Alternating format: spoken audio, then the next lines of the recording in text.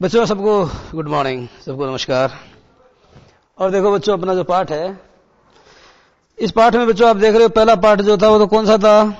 वो तो उसका था, संतोष यादव का, है ना। और अगला जो दूसरा वाला बच्चों, ये किसका? ये मारिया शारापोवा का है। तो बच्चों ये मारिया शारापोवा तो अपने को पता है यहाँ की थोड़ी है, साइबेरिया की है। अब जरा देखेंगे अपन, अपनी बात को हम आगे बढ़ाएंगे। बढ़ाएं बच्चों?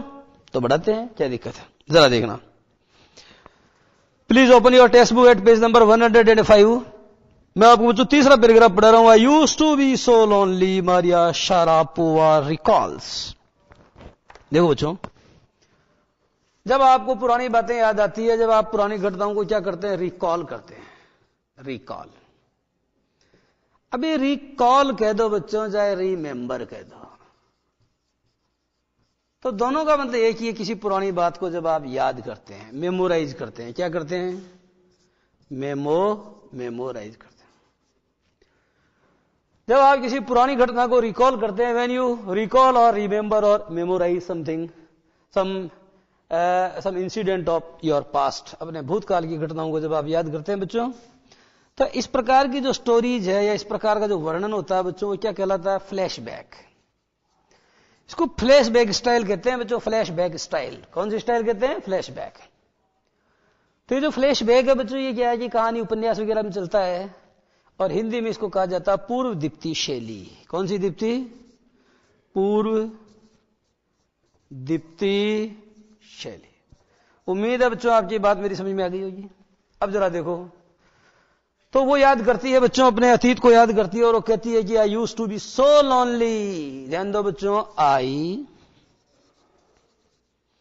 यूज्ड टू बी यानी होना, और यूज्ड टू का मतलब क्या होता है बच्चों? कोई काम भूतकाल, पास्ट हैबिट के लिए आप कैसे करते हो? जैसे शी यूज्ड टू वीप, वो रोया करती थी। We used to play together, हम साथ साथ खेला करते थे। We used to play together यानी हम साथ साथ खेला करते थे। उसी तरीके से बच्चों आप कई बार सेंटेंस बोलते हो, क्या? Mohan used to drink a lot before his marriage. Mohan used to drink a lot before his marriage, यानी जो मोहन नाम का लड़का है, वो अपनी शादी से पहले क्या करता था बच्चों? खूब दारू पीता था। तो आपको बच्चों हमने ये बताया कि आई यूज टू बी अर्थात में हुआ करती थी। आई यूज टू बी अलोन, या आई यूज टू बी अलोन कह दो, चाहे लॉनली कह दो बच्चों, बात है कि आई यूज टू बी अलोन या लॉनली। इसका मतलब मैं बिल्कुल अकेली हुआ करती थी। आई यूज टू बी यानी मैं हुआ करती थी। आई यूज टू बी अलोन, और लॉनली अर्थात में बिल्कुल अकेली हुआ करती थी। ये बच्चों जो यूज टू है ना, इसके एवज में वुड का प्रयोग करोगे तो भी आपका वाक्य बिल्कुल शुद्ध ही होगा। आई वुड बी अलोन अर्थात में अकेली हुआ करती थी। मैं अकेली अर्थात में बिल्कुल एकाकी हुआ करती थी। समझ गए बच्चों? जब कोई किसी व्यक्ति अकेला होता है तो उसको अड़कता नहीं है बिल्कुल भी, इसको अड़कता बिल्कुल भी नहीं था। क्यों? I used to be so lonely, so यानी होता है बच्चों बेहद, extremely. I used to be extremely lonely अर्थात में बेहद अकेली हुआ करती थी। मुझे बिल्कुल अकेलेपन का एहसास हुआ करता था।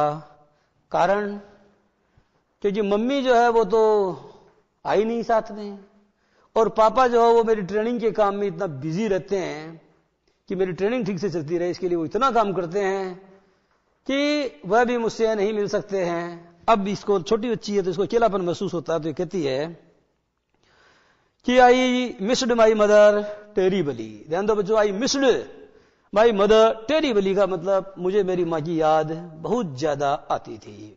टेरिबली यानी होता very badly. I remembered my mother very badly, मुझे मेरी माँ की याद बहुत ज्यादा आती थी। मुझे मेरी माँ की बहुत याद आती थी, बुरी तरह से याद आती थी। समझ गए ना? I used to remember my mother terribly, मैं अपनी माँ को बुरी तरह से याद करती थी। आगे देखो बच्चों क्या लिखा है। माई फादर वॉज वर्किंग, मेरे पिताजी काम कर रहे थे। As much as he could, मेरे पिताजी उतना काम कर रहे थे जितना वो कर सकते थे। To keep my training, to keep my tennis training going, so that I can keep my tennis training going on, ताकि मैं अपनी जो टेनिस की ट्रेनिंग है उसको बच्चों जारी रख सकूं। In order to keep my tennis training on अर्थात मेरी जो टेनिस ट्रेनिंग है बच्चों वो चलती रहे। इसके लिए my father was working as much as he could. My father was working as much as he could, यानी मेरे पिताजी यथाशक्ति काम कर रहे थे, मेरे पिताजी यथा सामर्थ्य काम कर रहे थे, या मेरे पिताजी उतना काम कर रहे थे जितना वह सकते थे, माने जितना वह कर सकते थे, वो शक्ति भर काम कर रहे थे। आइए देखो बच्चों, अब बात यह है कि father is busy in doing that task, पिताजी उस काम को करने में बिजी थे। मदर वॉज नॉट देयर, मां मेरे साथ नहीं थी। अब मुझे याद तो आएगी ना, छोटी बच्ची थी तो याद आना तो बच्चों बहुत लाजमी है। जैसे आप छोटे हो, भी 9वीं 10वीं में पढ़ते हो तो बिल्कुल छोटे हो, हालांकि इतने छोटे भी नहीं हो तुम, छोटे छठी के होते हैं, तुम तो किशोर बन रहे हो। क्योंकि जो बच्चा 9वीं क्लास में पढ़ता है बच्चों, तो आप मान के चलो कि वो 13, 14, 15 ईयर्स ओल्ड होता है। ऐसे में जो ऐसा बच्चा बच्चों किशोर अवस्था में प्रवेश कर चुका होता है, वो टीनेजर हो जाता है। टीनेजर का मतलब किशोर बन जाता है। तो आप क्या एडोलेसेंट हैं, आप किशोर हैं, तो आप इतने छोटे बच्चे भी नहीं हैं, काफी समझदार हो गए हैं आप तो बच्चों, सो he couldn't see me either, इसलिए वह भी मुझसे नहीं मिल सकते थे, इसलिए वह भी मुझसे नहीं मिल सकते थे। बच्चों एक बात जानते हो, सी यानी देखना होता है, सी यानी मिलना भी होता है। तो बच्चों जैसे मैं आपको कहता हूं कि सी यू, तो सी यू जब मैं आपको कहता हूं तो बच्चों मेरा कहने का मतलब यह होता है कि वी शैल मीट अगेन या we will meet again. See you का मतलब होता है I will see you again, इसका मतलब वी विल मीट अगेन, हम फिर मिलेंगे। तो सी का मतलब मीट भी होता है, जैसे yesterday I came to see you at your home, कल मैं आया था तुमसे मिलने घर पर, but you are not there, पर आप वहां नहीं थे। तो आई केम टू सी यू का मतलब यह है कि मैं तुमको देखने आया था, देखने नहीं बच्चों, मैं मिलने आया था। तो मैं कहना चाहता हूं कि बच्चों ये जो सी वर्ब है ये मीट का मीनिंग भी देती है, ठीक है। So he couldn't see me either. अब बच्चों आप जानते हो ही कुडंट सी मी आइदर, इसलिए वे भी मुझे नहीं मिल सकते थे, क्योंकि मां तो मेरे साथ थी नहीं। She had to stay back due to some visa restrictions, कुछ वीजा के प्रतिबंधों के कारण मां को तो घर पर ठहरना पड़ा था। She was not with me, she could not come with me, वो मेरे साथ नहीं आ सकी थी। My father was with me, मेरे पिताजी मेरे साथ थे, but he was always busy in working as much as he could, so that I could keep on my training, ताकि मैं अपनी ट्रेनिंग को जारी रखूं। तो पिताजी हमेशा काम में व्यस्त रहते थे। He couldn't see me either, इसलिए बच्चों वह भी मुझे नहीं मिल सकते थे। अब देखो ध्यान दो, ये बच्चों आइदर है और यहां पर नॉट आ रहा है। तो बच्चों जिस वाक्य में नॉट आ जाता है फिर उसमें आइदर आता है, तो नाइदर का मीनिंग देता है। तो इसका मतलब यह भी हो सकता है and neither he could see me, और वे भी मुझसे नहीं मिल सकते थे। And neither he could see me, और वे भी मुझसे नहीं मिल सकते थे। आप इसको यूं भी कह सकते हैं, he couldn't see me as well, he couldn't see me as well, वे भी मुझसे नहीं मिल सकते थे। He couldn't see me also. तो बच्चों एज वेल और आल्सो का अर्थ भी यहां पर मिल रहा है। तो पिताजी काम में बिजी रहते थे, वो मिल नहीं सकते थे, और मां तो बच्चों कैसे मिलती, मां तो थी नहीं, वो तो बहुत दूर थी। अब देखना जी चौथा पैराग्राफ है बच्चों, next paragraph. I am going to start the next para. Because I was so young, चूंकि मैं बहुत ही छोटी थी। अब बच्चे इसका मीनिंग क्या लगा लेते हैं, यंग का जवान। बच्चों एक बात बताओ, अगर मैं आपको कहूं कि यंग चाइल्ड, तो आप लोग इसका मतलब जवान बच्चा तो निकाल नहीं सकते ना, क्योंकि बच्चा तो बच्चा है। तो बच्चों ये यंग का मतलब होता है छोटा, उम्र में कम होता है, उसको भी यंग कहा जाता है, ठीक है। ये द्वयार्थक शब्द है ये बच्चों, it gives two meaning, it imports two meaning, इसके दो मीनिंग निकलते हैं। तो यंग यानी क्या होता है बच्चों, यंग यानी बताया आपको जो उम्र में छोटा होता है उसको यंग कहते हैं, और यंग यानी जवान होता है, तो आप सब जानती हैं। तो बच्चों यूथ का मतलब क्या होता है, यूथ का मतलब एक तो होता है जवानी, और एक यूथ का मतलब बच्चों जो जवान लोग हैं उनको भी यूथ कहते हैं। जैसे I am addressing the youth of India, यानी मैं भारत के नौजवानों को क्या कर रहा हूं, एड्रेस कर रहा हूं, संबोधित कर रहा हूं। हालांकि आप अभी यूथ नहीं हो, आप तो अभी क्या हो, सिर्फ टीनेजर हो। तो because I was so young अर्थात मैं जो है चूंकि बहुत ही छोटी थी। तो और बच्चे जो मेरे साथ पढ़ते थे एकेडमी में, वो तो रात को 11-11 बजे तक सीख करके प्रैक्टिस करके रियाज करके आते थे। लेकिन चूंकि मैं तो छोटी थी इसलिए 8 बजे मैं बिस्तर पर चली जाती थी, यानी सो जाती थी। देखो, because I was so young, चूंकि मैं बहुत छोटी थी। I used to go to bed at 8 PM, तो मैं 8 बजे बिस्तर पर चली जाती थी। यहां बच्चों एक बहुत महत्वपूर्ण बात है। वो महत्वपूर्ण बात बच्चों ये है कि कई बार क्या होता है, ये सेंटेंस जो मैं अब आपको समझाने वाला हूं, ये बच्चों IAS, बैंक और SSC जैसी जो प्रतियोगी परीक्षाएं, कॉम्पिटिटिव एग्जाम्स हैं, उनमें इस तरीके के सवाल आते हैं। अब आपके टीचर जो पढ़ाते हैं वो क्या करते हैं, इस सेंटेंस को पढ़ाइए तुरंत आगे बढ़ जाते हैं।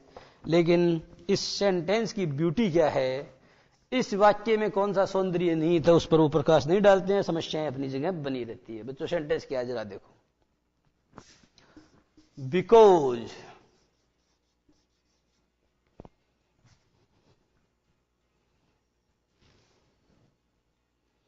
Because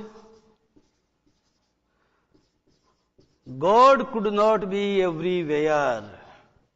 Because God could not be everywhere. समझ में आ गया? So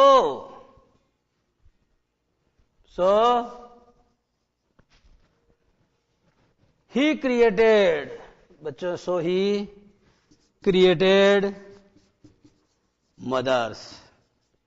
ये सेंटेंस है बच्चों, जरा ध्यान दो, इस बात को गौर से समझो। बिकॉज यानी क्योंकि, because God could not be everywhere, चूंकि भगवान हर जगह नहीं हो सकते थे। सो इसलिए भगवान ने क्या किया बच्चों, सो ही क्रिएटेड मदर्स, इसलिए उसने क्या किया बच्चों, माताओं का निर्माण किया। अब इस वाक्य में समझाने वाली बातें बहुत है बच्चों। जो वाक्य बिकॉज से शुरू होता है, ध्यान दो, जो वाक्य बच्चों बिकॉज, ठीक है, जो वाक्य किससे शुरू होता है, जो वाक्य बच्चों इन 3 शब्दों से शुरू होता है, बी यानी क्या होता है, बिकॉज, ए यानी होता है AS, एज, जैसा कि, और S यानी होता है सिंस। तो बच्चों क्या होता है कि ये पार्ट सेंटेंस का जिस जगह जाके खत्म होगा ना, वहां सो का प्रयोग या देयरफॉर का प्रयोग या 10 का प्रयोग करना बच्चों सख्त मना है। या सिर्फ क्या आना चाहिए, कोमा आना चाहिए। तो because God could not be everywhere, चूंकि भगवान हर जगह मौजूद नहीं हो सकते थे, इसे काटो बच्चों, यहां लगाओ कोमा, सिर्फ कोमा। और ईश्वर के लिए बच्चों जो H है वो हमेशा बड़ा आता है, चाहे वाक्य के शुरू में आए चाहे बीच में। माना कि यहां फुल स्टॉप नहीं है, लेकिन H फिर भी बढ़े जाएगा। ही क्रिएटेड मदर्स, यानी उसने माताओं को बनाया। तो बच्चों क्या समझे आप, यही बात बच्चों आपकी इस सेंटेंस में दी गई है। जरा गौर से देखेंगे आप, बात आपकी आसानी समझ में आएगी। देखो क्या लिखा है, because I was so young, अर्थात क्योंकि मैं बहुत ही छोटी थी। अब देखो क्या नहीं आया, so I used to go to bed, ऐसा तो नहीं आया ना, नहीं आया ना। तो बच्चों मेरे को यही समझाना है कि अगर कोई सेंटेंस जो है बिकॉज से शुरू होता है या एज से शुरू होता है या सिन से शुरू होता है, तो ऐसा सेंटेंस बच्चों हमेशा क्या कहलाता है, सेंटेंस का ये पार्ट जो है ना, ये कोमा तक ये बच्चों कहलाता है सबऑर्डिनेट क्लोज। क्या कहलाता है, ये सबऑर्डिनेट क्लोज कहलाता है। और जो कोमा के बाद वाला पार्ट है बच्चों, ये मेन क्लोज या प्रिंसिपल क्लोज या इंडिपेंडेंट क्लोज कहलाता है। अब आपको क्या करना है इन दोनों के बीच में, सो देयरफॉर या 10 का प्रयोग नहीं करके आपको कोमा का प्रयोग करना चाहिए। क्लियर। तो because I was so young, क्योंकि मैं बहुत ही छोटी थी। I used to go to bed, ध्यान दो बच्चों, गो टू बेड आ रहा, गो टू द बेड नहीं आ रहा है, समझ गए। आपको बताया जब आप किसी बिस्तर के ऊपर प्राइमरी पर्पस से जाते हो तो द नहीं आएगा, सेकेंडरी पर्पस से जाते हो तो आएगा। जैसे the thief went to the bed, क्योंकि बिस्तर पर सोने के लिए चोर नहीं गया, वो किसी अन्य उद्देश्य से गया था। तो I used to go to bed at 8 PM, अर्थात शाम को 8 बजे में क्या करती थी, शाम को 8 बजे ही बच्चों में सो जाया करती थी दादा। टेनिस पुपिल्स, लेकिन अकेडमी में पढ़ने वाले जो दूसरे टेनिस के विद्यार्थी थे बच्चों, they used to come at 11 PM, they would. देखो बच्चों, वुड का प्रयोग और यूज्ड टू का प्रयोग एक ही बात है। यहां वुड को हटा करके आप इसकी जगह जो है क्या कर सकते हो, यूज्ड टू भी कर सकते हो। दे यूज्ड टू कम, आप यहां यूज टू का प्रयोग भी कर सकते हो। दे यूज टू कम इन, अर्थात वो आया करते थे एट 11 PM, अर्थात वो रात को 11 बजे आते थे। आधी रात को आते थे बच्चों, और आकर ये क्या करते थे, मेरे को जगाते थे, मुझको परेशान करते थे। तो ये तो छोटी बच्ची है ना, तो इसको तुरंत खड़िया, क्या कर रही है, कमरा साफ कर, कमरा बिल्कुल साफ सुथरा, ऐसे इस छोटी लड़की से काम कराते थे। एंड वेक मी अप, और मुझे जगाते थे, and order me to tidy up the room, और मुझे आदेश देते थे कमरे को साफ सुथरा करने के लिए, एंड क्लीन इट, और इसको साफ करने, स्वच्छ करने के, मुझे कमरे को साफ सुथरा और मैं झाड़ू बुहारी करने के लिए बच्चों क्या करते थे, आकर के मुझे आदेश देते थे। तो बच्चों को क्या करते थे कि इस तरीके से मुझे आदेश देते थे। तो बच्चों इस क्रम में अपनी बात जारी रहेगी, परंतु इससे पहले हम लेंगे 2 मिनट का ब्रेक।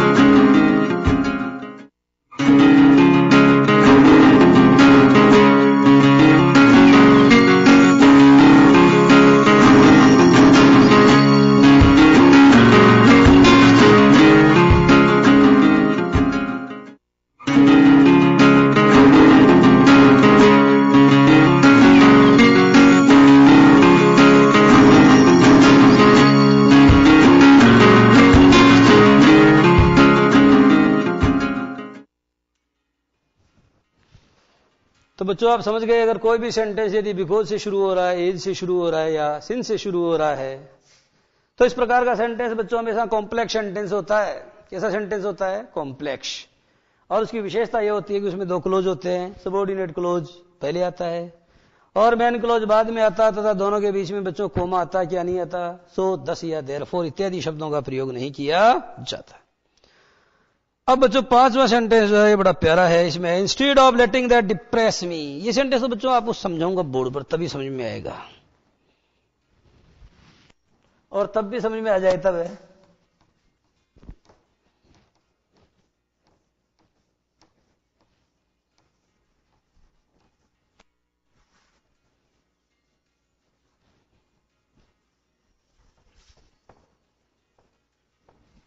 ध्यान दो बच्चों,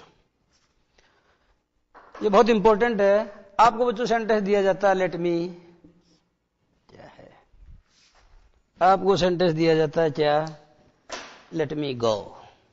ये सेंटेंस आपको दे दिया, देखना, लेट मी गो, ठीक है। और दूसरा सेंटेंस दे दिया बच्चों आपको, देखो इसी के बराबर, बल्कि यहां लिख देता हूं, अलाउ मी गो। तो बच्चों आप जानते हो लेट का मतलब अलाउ ही होता है, तो इसका मतलब क्या है, मुझे जाने दो, मुझे जाने की अनुमति दो, और इसका मतलब भी मुझे जाने की अनुमति दो। लेकिन बच्चों लेट मी गो तो सही है, पर यह गलत है, यह गलत है, क्योंकि लेट के बाद तो बच्चों क्या होता है कि यहां पर टू का प्रयोग नहीं होता, लेकिन इसमें तो टू का प्रयोग होगा ना, तो अलाउ मी टू गो। अर्थात मुझे जाने दो। अब आपका सेंटेंस था, देखो बोर्ड जो आपकी किताब में आया बच्चों, इंस्टीड ऑफ लेटिंग दैट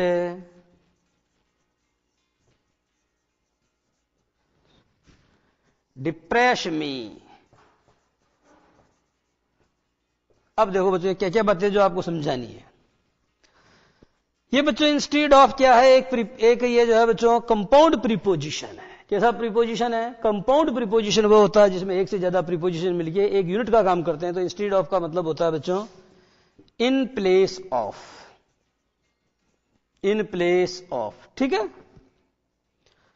तो ये इन प्लेस ऑफ होता है बच्चों इंस्टीड ऑफ का मतलब। और वैसे इसको मिला के बच्चों प्रो भी कहते हैं, प्रो। कैसे? प्रो नाउन, नाउन के स्थान पर, तो प्रो का मतलब क्या होता है के स्थान पर या इन प्लेस ऑफ, ठीक है। अब बच्चों इंस्टीड ऑफ, अब आप जानते हैं ऑफ क्या है बच्चों, एक प्रीपोजिशन है ना। तो अगर प्रीपोजिशन के ठीक बाद वर्ब की फर्स्ट फॉर्म आती है तो वो अकेली नहीं आती, उसमें आईएनजी आता है, जानते हो। जैसे शी लॉफ्ड एट, सॉरी, जैसे मैंने आपको कहा बच्चों कि मैं ये कहना चाहता हूं कि ऑफ क्या बच्चों एक प्रीपोजिशन है, इधर लगाओ ध्यान, यह प्रीपोजिशन। अब इस प्रीपोजिशन के बाद बच्चों वर्ब की फर्स्ट फॉर्म नहीं आएगी। प्रीपोजिशन के बाद तो नाउन को आना चाहिए, नाउन। और अगर वर्ब की फर्स्ट फॉर्म आ रही है तो इसको नाउन बनाओ। और इसको नाउन बनाने का तरीका क्या है? इसमें आईएनजी जोड़ करके इसका क्या बना दो बच्चों, इसमें आईएनजी जोड़ करके इसका जिरंड बना दो। बोलो कैसे, क्या अब जैसे समझ में आ गया? तो इंस्टीड ऑफ लेटिंग दैट, अब ये दैट किसके लिए आया है बच्चों? दैट बच्चों वहां के माहौल के लिए आया है। वहां का जो एटमॉस्फियर है, उस हॉस्टल का बच्चों जो एटमॉस्फियर है वो कैसा है, वो ठीक नहीं है। वहां जो बड़े बच्चे हैं वो दादागिरी करते हैं, छोटे बच्चों को परेशान करते हैं। बड़ी मछली छोटी मछली को खाती है वहां। तो इस प्रकार का माहौल, जहां उस लड़की का रोज अपमान होता था, इस प्रकार के माहौल को बच्चों उसने जो है क्या नहीं दी, उसको इजाजत नहीं दी, डिप्रेस मी। उस माहौल को मैंने इजाजत नहीं दी कि वो मुझे डिप्रेस करे। उस माहौल को बच्चों मैंने अपने ऊपर हावी नहीं होने दिया। तो उस माहौल को अपने ऊपर हावी होने देने के बजाय मैं अंदर से नकटी हो गई। नकटी का मतलब बच्चों ये है कि अंदर ही अंदर से मैं कठोर हो गई। कठोर हो गई वो लड़की। और बच्चों देखो कैसे हो गई वो, I became more quietly determined. इसका मतलब है बच्चों इसका मतलब ये है कि आई बिकेम है ना, आई क्वाइटली बिकेम मोर डिटरमाइंड, अर्थात में चुपचाप अधिक दृढ़ संकल्प वाली बन गई, एंड मेंटली टफ, और मानसिक रूप से कठोर बन गई। अर्थात में इन सब परिस्थितियों से बच्चों में बलटूट नहीं हुई, इन सब परिस्थितियों से मैं निराश नहीं हुई। तो instead of being disappointed from all these adverse circumstances, अर्थात इन समस्त विषम परिस्थितियों से निराश होने के स्थान पर मैंने क्या किया बच्चों, I became more determined, I quietly became more determined, अर्थात में चुपचाप क्या हो गई, और ज्यादा दृढ़ संकल्प वाली बन गई, एंड मेंटली टफ, और मैं मानसिक रूप से कठोर बन गई। बच्चों घातक मूवी के अंदर वो सनी देओल को कहता है कि नहीं, ये क्रोध को पालना सीखो। तो ये लड़की धीरे धीरे क्रोध को पालना सीख जाती है। I learn how to take care of myself, मैंने ये सीख लिया कि कैसे मुझे अपने आप की केयर करनी है। I learn how to take care of myself, अर्थात मैंने ये सीखा कि जिसका कोई नहीं होता है, न मां है न पिता है, कोई नहीं है, मैं अकेली हूं। ऐसे में मुझे अपने आप की टेक केयर, अर्थात अपने आप की हिफाजत क्यों करनी है, इस बात को मैंने सीख लिया था। बहुत बड़ी बात है। अगर आप ये सीख लो कि इस दुनिया में आपको कैसे जीना है, कैसे आपको अपने आप की हिफाजत करनी है, तो बहुत बड़ी बात है। यही तो है जो हम सिखाने की कोशिश करते हैं, लेकिन हम सिखाने में सफल कहां हो पाते हैं। होते भी हैं तो पूरे नहीं होते हैं। तो हमारी कोशिश ये रहती है कि सभी बच्चे इस बात को सीखें कि how to take care of themselves. वो सीखें इस बात को कि इस जिंदगानी में जो है बच्चों क्या है, कैसे वो अपने आप को क्या करेंगे, अपने आप की देखभाल करेंगे। चीजें आपको आनी चाहिए, ये चीजें सिखाना ही मेरा मकसद है। I never thought of quitting. देखो बच्चों ऑफ आ रहा है, ध्यान दो। चूंकि यहां ऑफ आ रहा था तो लेटिंग आया था, अब आज ऑफ आ रहा है तो चुटिंग आ रहा है। तो मैं क्या समझाना चाहता हूं, ये preposition shell always be followed by the gerund form of the verb. मैं समझाना चाहता हूं कि प्रीपोजिशन के बाद वर्ब आएगी तो अपनी जेरंड फॉर्म में आएगी। तो instead of I never thought of, बच्चों ध्यान दो, थिंक ऑफ होता है, थिंक ऑफ या होता है थिंक अबाउट। जैसे आई थॉट अबाउट या आई थॉट ऑफ। जैसे once there was a crow, it was very thirsty, it went here and there in search of water and it thought of a plan. तो think of, thought of. तो बच्चों I never thought of quitting. Quit जानते हो, quit India movement चलाया था महात्मा गांधी जी ने 1942 में। कौन सा आंदोलन चलाया था? 1942 में क्विट इंडिया मूवमेंट, भारत छोड़ो आंदोलन, क्विट। तो आई नेवर थॉट ऑफ क्विटिंग, अर्थात मैंने छोड़ करके भागने की कभी नहीं सोची। वो तो कायर होते हैं, वे कायर हैं जो हार गए, नरनाहरबाजी मार गए, इन तूफानों से टकरा करके हिम्मत वाले उसे पार गए। वो तो कायर लोग सोचते हैं।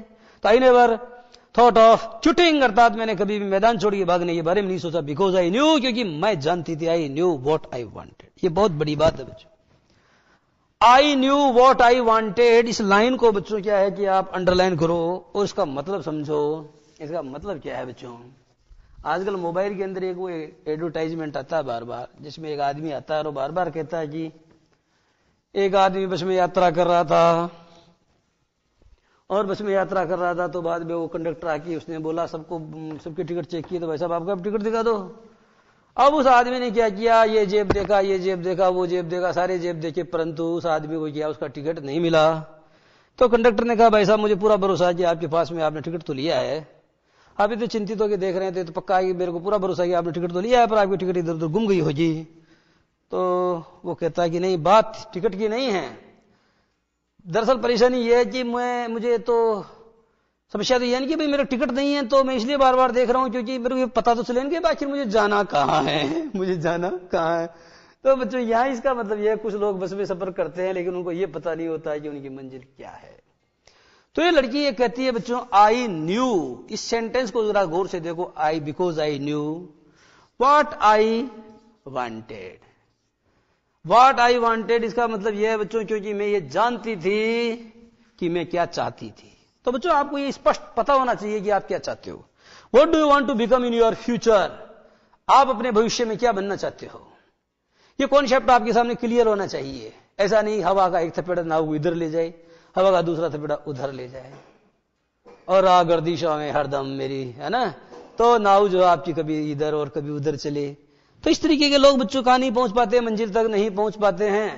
इसलिए आपको क्या पता होना चाहिए, आपको ये पता होना चाहिए, you must know what you want to achieve.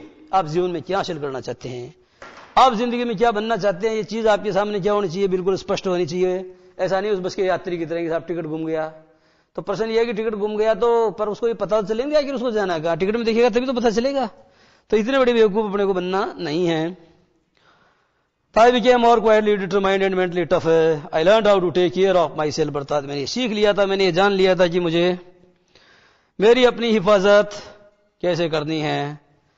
When you come from nothing, अरे भाई जैसे सुनो, विश्व के मजदूरों एक हो जाओ, तुम्हारे पास खोने के लिए कुछ नहीं है, तुम्हारे पास खोने के लिए कुछ नहीं। You come from nothing, you have nothing, that's why you have nothing to loss. इसलिए तुम्हारे पास खोने के लिए कुछ नहीं है। तो तुम्हारे विश्व के मजदूरों एक हो जाओ, तुम्हारे पास खोने के लिए कुछ नहीं है परंतु पाने के लिए पूरा संसार पड़ा है। ये किसने कहा था?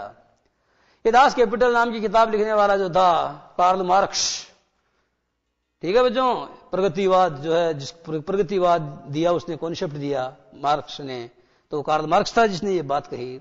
अब यहां बात यह है कि when you come from nothing, लड़की कहती है कि जब तुम्हारे पास कुछ नहीं था, व्हेन यू हैव नथिंग, जब तुम्हारे पास में कुछ नहीं है, then it makes you very hungry and determined. तब आप कैसे बन जाते हैं? तब बच्चों आप आदमखोर बन जाते हैं।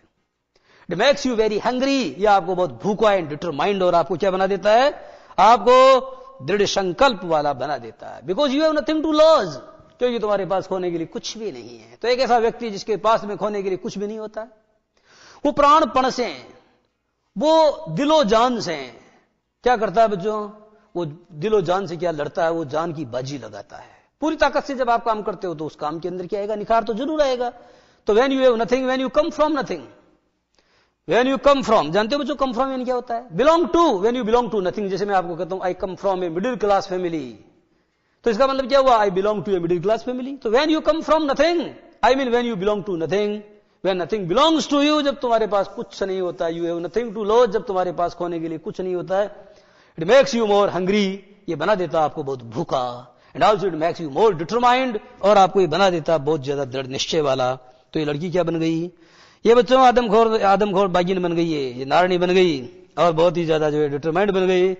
I would have put up with, ये तो बहुत इंपॉर्टेंट है बच्चों, पुट अप विद आपको आना चाहिए, फ्रेजल वर्ब कई परीक्षाओं में पूछी जाती है, बड़ी बड़ी परीक्षाओं। पुट अप विद, देखो बच्चों बताओ कितने हैं, 1 2 3 कंपाउंड प्रीपोजिशन है बच्चों, पुट अप विद। अब आप कहते हो फाइल पुट अप कर दूं, फला कर दूं, यहां बच्चों पुट अप विद इसका माने होता है सहन करना, यानी बियर। जैसे I can't put up with this insult, I can't put up with this insult, यानी मैं इस इंसल्ट को क्या नहीं कर सकता हूं, सहन नहीं कर सकता हूं। I can't tolerate, I can't beer, I can't put up with. बात समझ में आ गई है? तो पुट अप विद का मतलब होता है बच्चों सहन करना। अब ये लड़की कहती है कि मुझे क्या चाहिए था, मुझे मेरा लक्ष्य प्राप्त करना था, इस लक्ष्य को प्राप्त करने के लिए यदि मुझे मेरी इससे भी ज्यादा बेइज्जती होती तो मैं उसको भी बर्दाश्त करने के लिए तैयार थी। जितने कष्ट कंटकों में है उनका जीवन सुमन खिला, गौरव गंध उन्हें उतना ही यत्र तत्र सर्वत्र मिला। ये बच्चों मैत्रेय गुप्त ने कहा है, तो बहुत अच्छी बात है। I would have put up with, अर्थात मैं सहन कर जाती, क्या सहन कर जाती, much more humiliation, much more insult, अर्थात मैं इससे भी ज्यादा इंसल्ट या इससे भी ज्यादा अपमान को सहन कर जाती। ह्यूमिलिएशन एंड इंसल्ट एक ही बात है, अपमान और बेइज्जती, अर्थात मैं इससे भी ज्यादा अपमान और बेइज्जती को बर्दाश्त कर देती। देन दैट माने उससे भी ज्यादा। टू स्टेड फास्टली परस्यू, अटलता पूर्वक संधान करने के लिए, माई ड्रीम का मतलब जानते हो, मेरा सपना, अर्थात अपने स्वप्न का अटलता पूर्वक संधान करने के लिए, अपने स्वप्न का अटलता पूर्वक पीछा करने के लिए। जैसे अपन कहते हैं बीए अभी हुआ नहीं है तो अपन क्या बोलते हैं, ही इज परस्यूइंग बीए, वो बीए के पीछे पीछे भाग रहा है, तो परस्यू का मतलब संधान करना होता है। तो अपने स्वप्न का संधान करने के लिए अगर मुझे इससे भी ज्यादा अपमान और बेइज्जती के दौर से गुजरना होता तो मैं उसका भी क्या करती, सहर्ष स्वागत करती। क्योंकि ये लड़की इस बात को जान चुकी थी, क्या कि ये लड़की इस बात को जान चुकी थी कि पैसा, देखो बच्चों निष्कर्ष होते हैं, इसलिए निष्कर्ष निकाला कि ये जिस मुकाम को पाना चाहती है उस मुकाम के लिए कुछ तो चुकाना पड़ेगा। कोई आसानी से ऐसे थोड़ी इजीली थोड़ी अपन चीजें प्राप्त करते हैं। आज इतने बड़े बड़े बच्चों जो हीरो हीरोइन हैं पर्दे के ऊपर एक्टिंग करते हैं तो ऐसे ही थोड़ी पहुंच जाते होंगे, बहुत कुछ त्याग करके जाना पड़ता है, बहुत कुछ देव टू पे, उनको बहुत कुछ जो है क्या करना पड़ता है, चुकाना पड़ता है, भुगतान करना पड़ता है।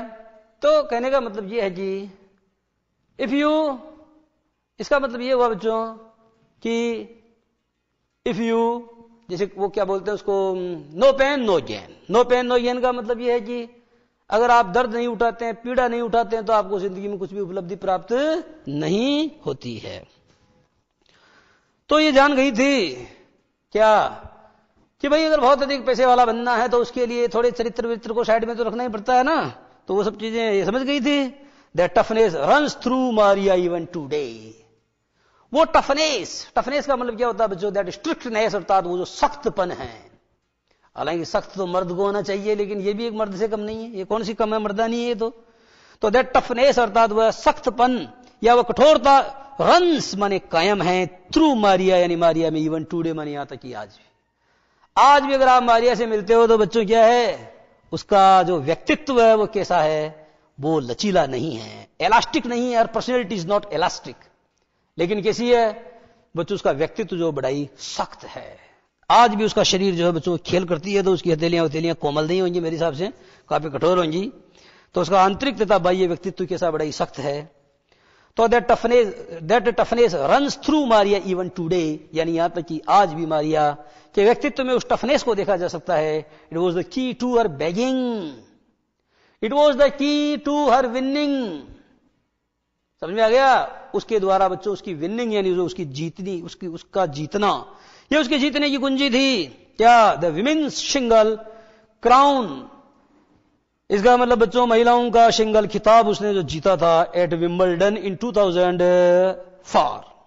बात समझ में आ गई है? तो बच्चों सन 2004 में विंबलडन में महिला सिंगल का खिताब जो उसने जीता था, तो बच्चों यही उसकी कुंजी थी। कौन सी? ये बच्चों स्ट्रिक्टनेस, ये टफनेस जो थी ना, यही इस बात की कुंजी थी। और बच्चों उसने क्या किया, उसने महिलाओं का एक अलखिताब जीता बच्चों Wimbledon 2004 and for her meteoric rise and for her meteoric rise. Meteoric rise का मतलब होता है बच्चों रैपिड, बड़ी तीव्र गति से, और इस प्रकार से उसका जो तीव्र उत्थान हुआ था to the world number 1 sport. पूरी दुनिया के अंदर बच्चों पहले नंबर के स्थान पर है द फॉलोइंग ईयर, और अगले ही साल क्या हुआ बच्चों, और अगले ही साल जो है, अगले ही साल बच्चों ये हुआ कि पूरी जो दुनिया है उस दुनिया की जो नंबर 1 खिताब है, नंबर 1 है ना, तो नंबर 1 वर्ल्ड नंबर 1 स्पोर्ट यानी दुनिया का जो पहला नंबर का स्थान है, उस स्थान को भी इसने प्राप्त किया था। While our journey from the frozen plains of Siberia. देखो बच्चों इसकी यात्रा कहां से शुरू हुई थी, इसकी यात्रा फर्श से शुरू हुई थी और कहां जाकर रुकी, अर्श पर जाकर रुकी। तो देखो वाइल हर जर्नी अर्थात उसकी यात्रा के दौरान from the frozen plains of Siberia, Siberia के जमे हुए बर्फ के मैदानों से इसने अपनी यात्रा शुरू की थी to the summit of women's tennis. और इसकी यात्रा कहां पहुंच गई बच्चों, समिट ऑफ विमेन्स टेनिस यानी महिलाओं की टेनिस का जो शिखर है, उस शिखर तक, उस अर्श तक जो इसकी यात्रा पहुंच गई थी। हे जो touched the hearts of tennis fans. और बच्चों इस बात से क्या हुआ, इसके टेनिस के जो फैन थे ना, इसके दीवाने, वो सब बच्चों उनका दिल जो है, उनके दिल को जो है इस बात ने छुआ, सारे जो भावुक हो गए। For the youngster herself there appears to be no room for sentiment. ऐसा लगता है मानो वो जो छोटी सी लड़की है उसके दिल में सेंटीमेंट्स के लिए, जज्बातों के लिए कोई जगह नहीं थी। क्योंकि बच्चों जब कामयाब होना होता है तो जज्बातों को क्या करना पड़ता है। जयशंकर प्रसाद ने बहुत अच्छा लिखा है, क्या महत्वाकांक्षा का मोती निष्ठुरता की सीप में पलता है। महत्वाकांक्षा का मोती निष्ठुरता की सीप में पलता है। तो समझ में आ गया। तो बच्चों आपको अगर महत्वाकांक्षी हैं तो फिर थोड़े से आपको क्रूर बनना पड़ता है, थोड़ा चरित्रहीन बनना पड़ता है, ये बहुत जरूरी है। तो द स्ट्रेट लुक्स, आज भी उस लड़की से आप बात करो तो ऐसे वो अगले बगले में देखते नहीं, आंखों में आंखें मिला के आंखों में आंखें गड़ा के बात करती है। ये क्या है बच्चों, ये उसके आत्मविश्वास का परिचायक है। द स्ट्रेट लुक्स अर्थात उसका सीधा सीधा देखना, and the answers she gives, और आप जवाब, अगर कोई सवाल पूछते हैं तो जवाब देती है बिल्कुल टकाटक, सोचती नहीं है, ऐसे सीधा सट जवाब देती है। दैट शी कंसीडर्स, है ना बच्चों, नहीं तो गिव्स व्हेन आस्क्ड, जब उससे पूछे जाते हैं अबाउट हर एम्बिशन, उसकी एम्बिशन के बारे में जब उससे सवाल पूछे जाते हैं, तो मेक इट एम्पली क्लियर, ये सब मिलकर के इस बात को बहुत खुलासा कर देते हैं। क्या, that she considers the sacrifice were worth it, यानी वो इस बात को मानती है कि उसने जो कुर्बानियां दी है वो कुर्बानियां दिया जाना जरूरी था। अगर आप उस मुकाम को पाना चाहते हो बच्चों, तो वो कुर्बानी दिया जाना जरूरी था। उसको उस बात का कोई मलाल नहीं कि उसने कुर्बानियां दी है। अगर वो कुर्बानियां न दी होती तो पता नहीं वो कौन से कहीं नरेगा वरेगा के अंदर कहीं गार खोद रही होती, मिट्टी खोद रही होती, और इतनी ऊपर उतनी बुलंदियों तक नहीं जाती वो। तो इसके लिए बच्चों जहां जहां उसको कुर्बानी देने की जरूरत पड़ी, उसने मुंह नहीं मोड़ा, उसने वो कुर्बानियां दी। I am very very competitive, वो कहती है मैं बहुत बहुत ही प्रतियोगी हूं। I work hard at what I do, मैं जो काम करती हूं उसके ऊपर पूरी निष्ठा और लगन से काम करती हूं। इट्स माई जॉब, ये मेरा काम है। This is a Mantra for success. और बच्चों उसकी सफलता का यही मंत्र है। इस तरह से आज की बात यही समाप्त, और आगे वाली अगली क्लास में।